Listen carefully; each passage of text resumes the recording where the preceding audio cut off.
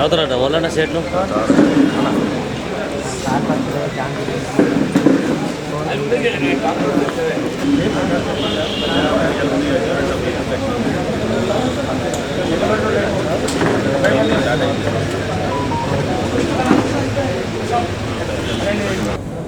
ఇప్పుడు BRS party అధినేత కేసీఆర్ గారు ఇవాళ ఒక విధంగా బీఆర్ఎస్ పార్టీ కొలాప్స్ కావటానికి నైతికంగా ఆయననే బాధ్యత వహించాలి.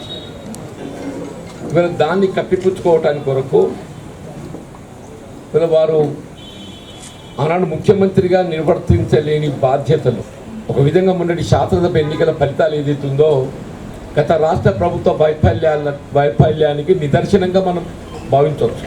మొన్నటి శాసనసభ ఎన్నిక ఫలితాలు ఏదైతుందో గత బీఆర్ఎస్ ప్రభుత్వ వైఫల్యానికి నిదర్శనంగా భావించవచ్చు. నిజంగానే ఆనాడు గట్ట అప్పటి ప్రభుత్వ ముఖ్యమంత్రి కేసీఆర్ గారు బాధ్యతాయుతంగా గట్ట పాలన చేసి ఉన్నట్టయితే ఇవాళ ఆయనకి ఈ పరిస్థితి ఎదురయ్యేది కాదు.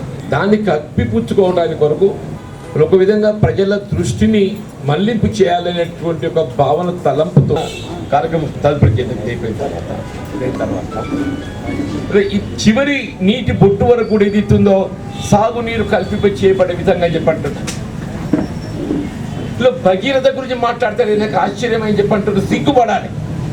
సిగ్గుపడాలని చెప్పంటు నేను భగీరథ తోపిడి కార్యక్రమం ఇంకోటి లేదయా.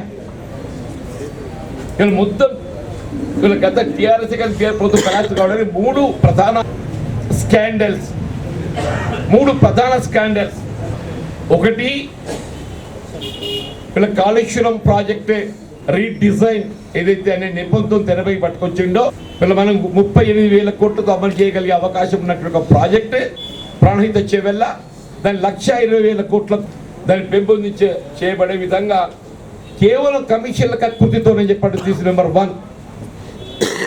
కనీసం ఆ మేడిగడ్డ నిర్మాణమైన కానీ పర్యవేక్షించి నాణ్యత ప్రమాణాలకు అనుగుణంగా నిర్మాణం చేయబడి ఉన్నట్టయితే ఇలా ఈ పరిస్థితి ఎదురయ్యేది కాదు అని చెప్పంటున్నా. ఇది కేవలం కేసీఆర్ కమిషన్ల కకృతితోని ఈ రాష్ట్రాన్ని అప్పుల ఊపులకు నెట్టడమే కాకుండా యావత్ రాష్ట్ర ప్రజానీకం ఆందోళన గురే పరిస్థితులు తలెత్తుతున్నాయని చెప్పంటే కేసీఆర్ నైతిక బాధ్యత వహిస్తారని చెప్పంటాం number 1. Number 2, Yadadri power project మన ఎన్టీపీసీ ద్వారా నిర్మాణం 4,000 మెగావాట్లు చేసుకోగలిగే అవకాశం ఉన్న ప్రాజెక్టే కేవలం 1,600 మెగావాట్లకే పరిమితమయ్యే విధంగా 800 × 2 ఇంకా 2,400 మెగావాట్ల విద్యుత్ ఉత్పాదన పెండింగ్ పడిపోయింది. దాని పర్యవసానం per unit cost PP agreement ఏదైతుందో 9 రూపాయలకు పోతుందా. ఇంకా 2,400 మెగావాట్ల విద్యుత్ ఉత్పాదన ప్రాజెక్ట్ నిర్మాణం జాప్యం కావడంతో ఆ నిర్మాణ వ్యయం పెరిగి పీపీ అగ్రిమెంట్ ఇది పర్ యూనిట్ కాస్టే almost it is going to 9 rupees per unit. మన సాధారణంగా 5 రూపాయలు లభించాల్సింది, 5 రూపాయలు లభించాల్సింది. యాదాద్రి పవర్ ప్రాజెక్ట్ అని చెప్పని వీళ్ళ గతంలో పిట్ హెడ్లో ప్రాజెక్ట్ నిర్మాణం చేయాలన్నాడా. పిట్ హెడ్ అంటే ఇక్కడ బొగ్గు ఉత్పాదన ఉంటే అక్కడ ప్రాజెక్ట్ నిర్మాణం చేయాలి. కొత్తగూడెంకి వెళ్ళి తరలించాలన్నా కానీ దాదాపు 100 కిలోమీటర్లు అవుతుంది. కొత్తగూడెంకి తరలించాలని కేవలం కమిషన్ల కక్కుర్తే, కేవలం కమిషన్లకు పైసలు పెట్టుబడి లేకుండా ఎన్టీపీసీ ద్వారా నీకు విద్యుత్తు మన సౌకర్యం పొందే అవకాశం ఉండగా ఎవడని ఏదిస్తుందో 40,000 కోట్ల పెట్టుబడి పెడతాడే. ఇంకా 10,000 కోట్లు పెడితేనే కానీ పూర్తి అయ్యే పరిస్థితి లేదు. వాళ్ళు యాదాద్రి పవర్ ప్రాజెక్ట్ ఇంతవరకు దాదాపుగా 40,000 కోట్లు పెట్టుబడి పెడితే అది పవర్ ఫైనాన్స్ కార్పొరేషన్ అప్పు తెచ్చి ఇంకా 10,000 కోట్లు పెట్టాలి. ఇక చూడండి కథ. ఇది 3వ ప్రాజెక్ట్ భగీరథ. ఈ మూడు ప్రాజెక్టులు అని చెప్పి అంటూ నేను ఎప్పుడు చెప్పిన భగీరథ అనే ప్రాజెక్ట్ ఏదైతుందో మెడ మీద తలకాయ ఉన్నాడు ఎవ్వడు కూడా ప్రాజెక్ట్ తలపెట్టాడు. మెడ మీద తలకాయ ఉన్నాడు కూడా ప్రాజెక్ట్ తలపెట్టాడని చెప్పండి. నీ మాట ఎందుకంటున్నానని చెప్పంటే ఫ్లోరినేషన్ ప్రభావం ఏదైతుందో మీకు కేవలం 20 కిలోమీటర్లు 30 కిలోమీటర్లు మించి ఉండదు ప్రవాహంలో. నీటి ప్రవాహం ఏదైతుందో శుద్ధి చేయబడ్డ తదుపరి క్లోరినేషన్ ప్రభావం నీకు 20-30 కిలోమీటర్ కంటే ఎక్కువ ఉండే అవకాశం లేదు. నువ్వు దాన్ని 100 కిలోమీటర్లు తరలించి నేను నీటి సరఫరా చేస్తా అని చెప్పంటే దాన్ని ఇవ్వడంటాడే అది. అందుకని మెడ మీద తలకాయ ఎవడు కూడా ఇటువంటి కార్యక్రమాన్ని అమలు చేయాలని పెట్టని చెప్పంటున్నా. వీళ్ళు గడిచిన 5 సంవత్సరాలు ఎక్కడో భగీరథ నీళ్లు అందుబాటులోకి వచ్చినా వస్తే వినియోగించిండ్రా వాళ్ళు ఇచ్చే సలహా సూచన ఏంటంటే మీ క్లోరినేషన్ ప్రభావం లేకుంటే మీరు బ్లీచింగ్ పౌడర్ కలిపి వాడు శుద్ధి చేసుకోవచ్చు కదా అని చెప్పి అంటారు. మరి ఇదే బ్లీచింగ్ పౌడర్తో శుద్ధి చేసుకునే అవకాశం ఉన్నట్టయితే ఉంటే ఆల్రైట్ ఉన్నది, లేదా కొత్త పేరకు మరి ఇంత పెద్ద ప్రాజెక్ట్ ఎందుకే, మరి ఇంత పెద్ద ప్రాజెక్ట్ ఎందుకు అని చెప్పంటున్నాను. ఈ 3 ప్రాజెక్టులు ఇవ్వాలి. 3 ప్రాజెక్టులు సార్ కేసీఆర్ నైతికంగా పతనమైండు, కానీ ఆయన నైతిక పతనం వ్యక్తిగతమది. కానీ ఈ రాష్ట్రం ఆర్థిక అప్పుల ఊబులకు నెట్టబడ్డది. ఈ రాష్ట్రం ఆర్థికంగా అప్పుల ఊబులకు నెట్టబడ్డదని చెప్పంటున్నా. నువ్వు వాటిని ఏ విధంగా కప్పిపుచ్చుకోవాలని చెప్పని తాపత్రయపడుతూ నేను మళ్ళీ ఏదో నేను ప్రజలు పూర్వరాయన ప్రజలకు ఎవడొద్దంటుండే మేము కోరుకుంటున్నాం ప్రజలు ఉండాలని చెప్పని. వాస్తవాలు చర్చకు రావాలి. కేసీఆర్ కనబడితే వాస్తవాలు చర్చకు వస్తాయి. కేసీఆర్ కనబడితే వాస్తవాలు చర్చకు రావు అని చెప్పి నేను ఇదాకా నీ పక్కన ఉన్నోడు ఇవాళ ఏది ఇస్తుందో నేను ఇడిచిపెట్టి పోతున్నాడు. కారణం ఏంటే నీ ఆర్థిక లావాదేవీలు అన్నింటిలో వాటాడు వాడు రంజిత్ వాడు ఇంకోడు అంతే. ఎందుకు నిన్ను ఇడిచిపెట్టి పారిపోతున్నారు అని చెప్పి అంటున్నాను. నువ్వు బాధ్యుడు కాదా? నువ్వు సకరుడు. మేము కూడా కాంగ్రెస్ పార్టీ ప్రతిపక్షాలు ఉన్నామా? మేము 10 ఏళ్ళు ప్రతిపక్షాలు ఉన్నాం. మరి 2% ఎన్నికల్లో ఏదైతుందో ఆశీర్లు పెద్ద పొందలేకపోయినా మేము. అయినా కానీ ఏదైతుందో మాలో ఉండే క్రమశిక్షణ కాంగ్రెస్ పార్టీ యూపీఏ ప్రభుత్వం ఏదైతుందో ఏకకాలంలో 1,00,00,000 కోట్లు అంటున్నాను. ప్రతి రైతు కుటుంబానికి ₹1,00,000 వరకు రుణమాఫీ చేయగలిగే విధంగా కార్యక్రమం చేపట్టింది. దానికి అనుగుణంగా ఇవాళ ఏదైతుందో మారే పరిస్థితుల్లో ₹2,00,000 వరకు అని చెప్పారు. ₹2,00,000 వరకు. This is commitment of Congress party. కనీస మద్దతు ధరలకు చట్టబద్ధత వ్యవసాయ ఉత్పత్తులకు రైతే కానీ రైతు కూలీ కానీ రైతాంగ సమస్యలతో పాటుగా మీకు ఏ రుణము అప్పుల రుణమాఫీకి సంబంధించిన స్పష్టత ఇచ్చిన పంటల బీమా పథకానికి సంబంధించి స్పష్టత ఇచ్చిన పంటల బీమా పథకం నానాడు అమలు చేయబడి ఉన్నట్టయితే ఇవాళ ఈ పరిస్థితి రాకపోతుంది. ఇవాళ సాగునీటి ఎద్దడి నిజంగా ఎదుర్కొంటున్నామని చెప్పారంటే నేను చెప్పా కేసీఆర్ యొక్క అనాలోచిత కార్యక్రమం. నువ్వు ఎస్ఆర్ఎస్పీకి నీటి విడుదల చేయడంతో ఈ పరిస్థితి అయినా కానీ ఈవెన్ దెన్ ఇవాళ మేము చివరి నీటి బొట్టు వరకు అని చెప్పట్టున్నాం. పంటలు కాపాడమా మా ధ్యేయంగా భావిస్తామని చెప్పట్టున్నాం. అవకాశం ఉన్న మేరకు త్రాగునీటికి ప్రాధాన్యత ఇస్తామని చెప్పట్టున్నాను. వీళ్ళ ముందు మోటార్లు అన్నీ ఏదైతుందో అవి రెస్టోర్ చేసుకోవాలి. ఇప్పుడు బాయిలు పుడికలు తీయాలి, మోటార్లు ఏదైతుందో మరమ్మతులు చేసుకోవాలి. కంటిన్యూస్గా ఆపరేట్ చేసుకొని ఉంటే కొంత ఇబ్బంది తగ్గుతున్నాయి కదా. ఈవెన్ దెన్ రేవంత్ రెడ్డి గారు ఏదైతే ఏ పరిస్థితులలో ప్రజలు త్రాగునీటికి ఇబ్బందులు ఎదుర్కోకూడదు అనే భావనతో ఏదైతుందో ఇవాళ వారు ఏదైతే ప్రతి శాతం నియోజక పరిధిలో వెచ్చించే అవకాశం ఉన్న 10 కోట్ల నిధులలో ఏదైతుందో ₹1,00,00,000 వాళ్ళు త్రాగునీటి మీద ఖర్చు పెట్టాలని చెప్పి సలహా సూచన ఇచ్చిండే. స్పెషల్ డెవలప్మెంట్ ప్రోగ్రామ్ నిలబడాలని కాంక్షిస్తాం చెప్పండి. We're not like the NDA government. ప్రతిపక్షాలు నిర్వీర్యం చేసి ఏదైతుందో ప్రజాస్వామ్యం మనుగడకు ముప్పు తెచ్చే విధంగా పాలన చేయాలని చెప్పి భావించిన కాంగ్రెస్ పార్టీ అని చెప్పండి. జాతీయ స్థాయిలో కానీ రాష్ట్ర స్థాయిలో కానీ కాంగ్రెస్ పార్టీ ప్రజల పక్షాన్ని నిలబడుతుంది. రైతు సంక్షేమాన్ని కాంక్షిస్తుంది. గ్రామీణ ప్రాంత అవసరాలు త్రాగునీటి అవసరాల కొరకే దీంతో ప్రాధాన్యతుందని చెప్పండి. వాస్తవాలను వక్రీకరించే విధంగా ఏ రాజకీయ పార్టీ కార్యక్రమాలు చేపట్టేటువంటి తలపు చేసిన ప్రయత్నం చేసిన ప్రజలు గమనించాలని చెప్పండి. వాస్తవాలు గ్రహించాలని చెప్పండి. ఇవాళ ధాన్యం సేకరణ కేంద్రాలు ఆరంభమైనవి. అంటే ఇక పంట ఏదైతుందో కళ్ళకు రాకున్నా కానీ రైతుకి ఏదైతుందో government is standing by the farmer అనే భావన కలిగించడానికి ఏదైతుందో ధాన్యం సేకరణ కేంద్రాలు ఎక్కడికెక్కడ ఆరంభం చేయబోతున్నట్టు ఏదైతుందో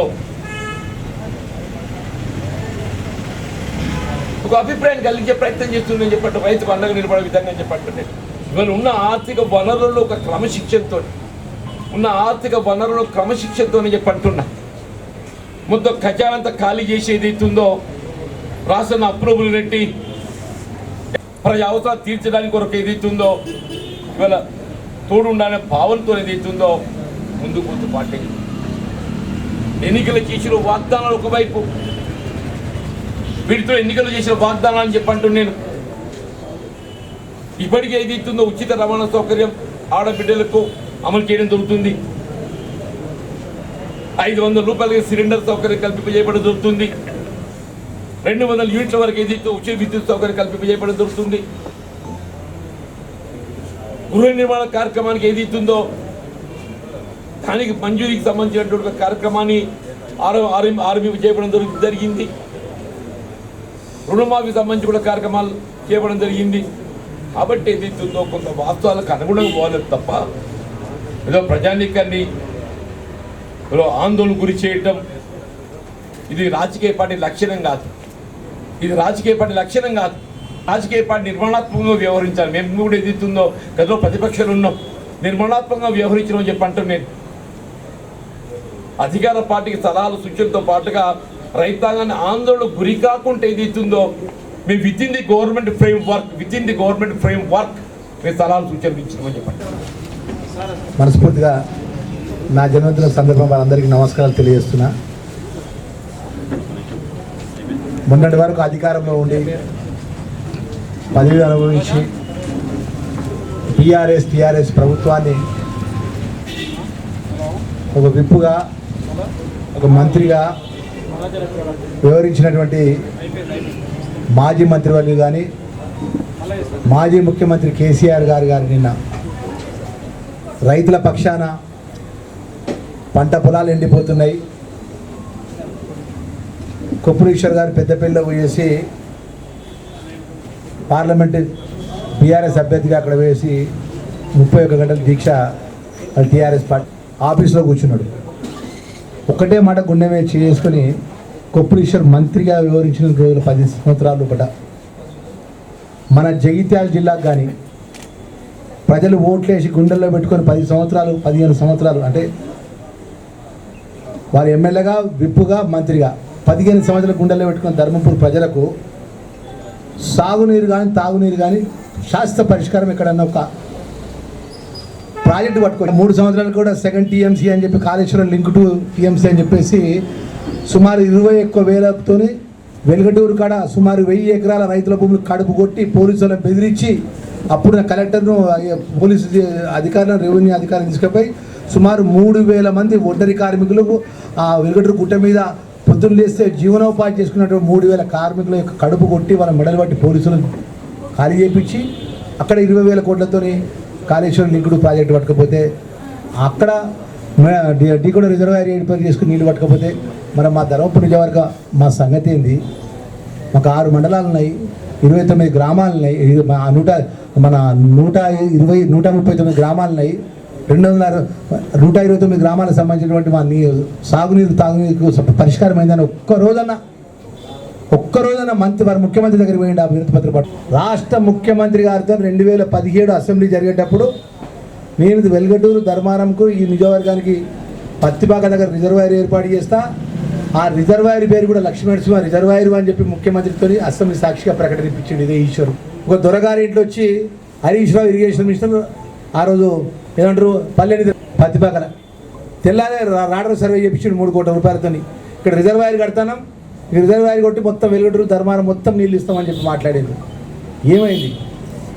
ఇక్కడ రేవంత్ రెడ్డి గారు ముఖ్యమంత్రి కలిసి నిన్న కూడా హైదరాబాద్ ఉంటే జీవన్ రెడ్డి గారు సార్ ఫోన్ చేసి లక్ష్మణ్ కుమార్ ఫస్ట్ నీళ్ళ సమస్య ఏదో పరిష్కారం మాట్లాడు, ఇరిగేషన్ మంత్రితో నువ్వు మాట్లాడు, నువ్వు విప్పుగా ఉన్నావు, ప్రభుత్వ ప్రతినిధిగా ఉన్నావు, మనం నీళ్ళు వదిలించే విధంగా నువ్వు వాళ్ళ మీద ఒత్తిడి తీసుకురా అని చెప్పింది నేను జీవన్ రెడ్డి గారికి. అంటే మేము అధికారంలో ఉన్నా కూడా రైతుల కష్టాలు కానీ ప్రజల పంట పొలాలు ఎండిపోయే విషయాల్లో కూడా ఎక్కడ విస్మరించకుండా మా బాధ్యత మేము చేస్తున్నాం. కానీ దేవుడు చల్లగా చూడగా వర్షాలు తక్కువ వచ్చి ఆ ఎస్ఆర్ఎస్పీలో వాటర్ యొక్క కెపాసిటీ తక్కువ ఉండి నీటి మట్టం తక్కువ ఉండి నీళ్ళు తక్కువ వస్తుంటే అయినా కూడా మేము బాధ్యత వహిస్తాం. మేము ఎక్కడికో ఈరోజు 10 సంవత్సరాల అధికారం నుండి మన కళ్ళం కూడా మీ ముఖ్యమంత్రి మాజీ ముఖ్యమంత్రి కేసీఆర్ మీ కేటీఆర్ సిద్దిపేట సిరిసిలో నీళ్ళు పట్టుకపోతా అంటే ఒక్కరోజు నోట్లోకి వెళ్ళి మాట్లాడకుండా కపట ప్రేమలు చూపెట్టి ఇవాళ దీక్షలు చేస్తే ఎవరు నమ్ముతారు?